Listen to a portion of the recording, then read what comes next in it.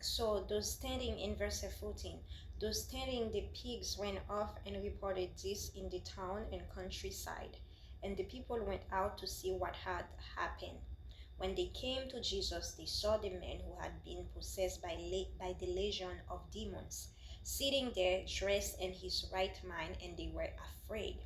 Those who had seen it told the people what had happened to the demon possessed man and told about the pigs as well. Then the people began to plead with Jesus to leave the region.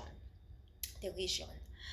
As Jesus was getting into the boat, the man who had been demon possessed begged to go with him. Jesus did not let him, but said, "Go home to your own people and tell them how much the Lord has done for you and how he has had mercy on you." Verse 19, I want you to remember what Jesus told him to do. He told him to go home to your own people and tell them how much the Lord has done for you and how he has had mercy on you, on him. So the man went away and began to tell in the Decapolis how much Jesus had done for him, and all the people were amazed. So when Jesus had again crossed over, so we're gonna stop here. We're going to stop here in verse 20. I think it's a long verse.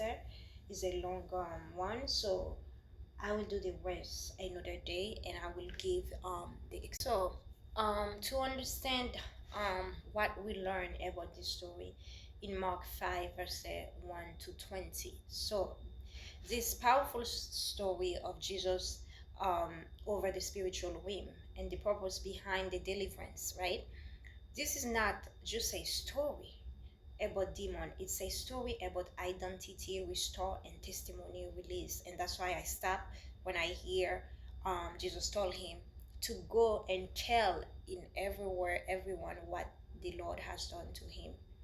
And we don't understand the power of testimony. I will be back with that. Legion was not just a name, it was a strategy. The enemy tried to erase the man's identity, but one encounter with Jesus brought him back to himself. Jesus did not just cast out demons, he restored the man's mind, dignity, and future. When the people saw the man clothed and in his right mind, they were afraid, not of demon, but of Jesus' power. Religion and comfort often reject what they cannot control. Yet Jesus never forces himself where he is not wanted. Amen. Instead of allowing the delivered man